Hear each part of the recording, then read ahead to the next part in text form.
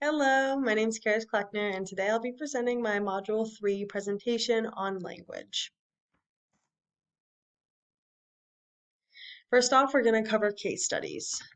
So the case study that I decided to go with was from the textbook, and I chose to do case study 10.2, which is English only. And in this case study, the quote that stood out to me the most was research shown for decades that English only policies are harmful to the moral and the learning of students who are emergent bi or multilinguals.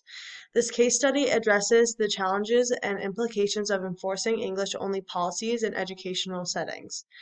This case study explores the experiences of students who are English language learners, or known as ELLs, and the impact of such policies on their academic and social development. This case also highlights the tension between promoting English proficiency and respecting students' native languages and cultural identities. It encourages educators to reflect on the potential marginalization of ELL students and to consider more inclusive approaches that support bilingualism and multiculturalism. Next, we're going to do a brief history overview on the topic of language. So just a brief history overview, political and legal context. Throughout history, language policies have been used as a tool of power and control. Colonial powers often imposed their languages on colonial regions, leading to the suppression of indigenous languages and cultures.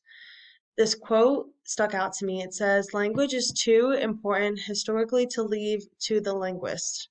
It is so intimately involved with the processes of social interaction and social change." In modern times, language laws such as Canada's Official Language Acts aim to promote bilingualism and protect minority languages, reflecting as a shift towards recognizing linguistic diversity as an asset. Media influence. Media plays a crucial role in shaping public perceptions of language and cultures. Positive representation in media can promote cultural diversity and inclusivity, while negative stereotypes can reinforce prejudices. This is another quote from another one of my sources. It states, "Language can play a big role in how we and others perceive the world, and linguists work to discover what words and phrases can influence us unknowingly." The rise of global media has increased the dominance of certain languages, particularly English, which can overshadow local languages and cultures, but it also offers platforms for the preservation and promotion of minority languages.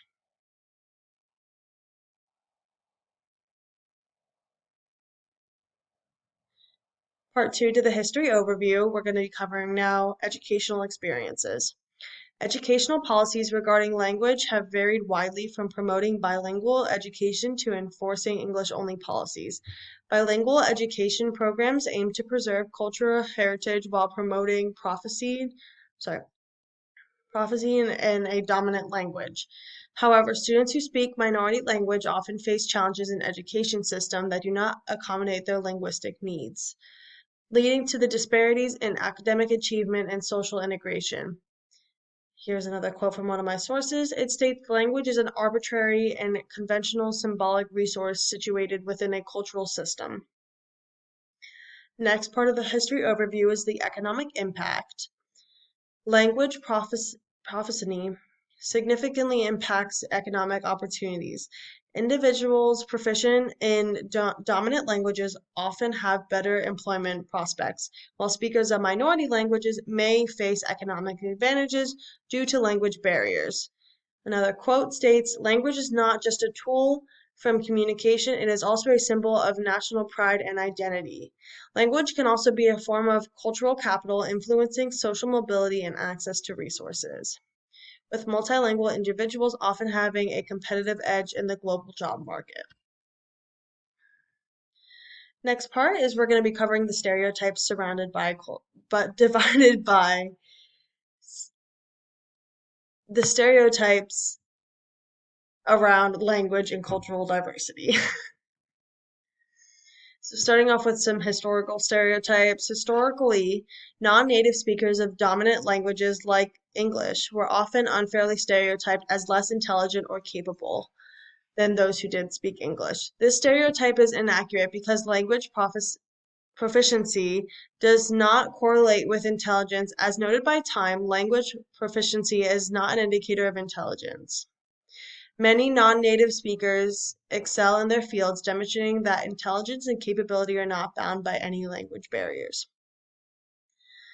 Next stereotype is unfairness and inaccuracy. The stereotype that language differences are barriers to communication is misleading. With effort and appropriate tools, effective communication across languages is achievable. According to the Stanford report, language differences can be bridged with effort and the right tools. This stereotype overlooks the adaptability and resilience of individuals in multilingual settings. And then finally, addressing these stereotypes. Increasing awareness about the diversity within cultural groups and the value of the multilingualism can help combat stereotypes. Educational programs that highlight the contributions of diverse groups can change perceptions and foster a more inclusive society. As Springer notes, educational programs that highlight the contributions of diverse groups can change perceptions. And lastly, what should educators do? A list of things that educators should do is recognize diversity. In this, they should understand and respect the different languages and dialects that students speak. They should learn cultural backgrounds and get to know backgrounds of each of their students to better understand their communication styles. They should utilize inclusive materials by incorporating teaching materials that reflect the cultural and linguistic diversity of their students.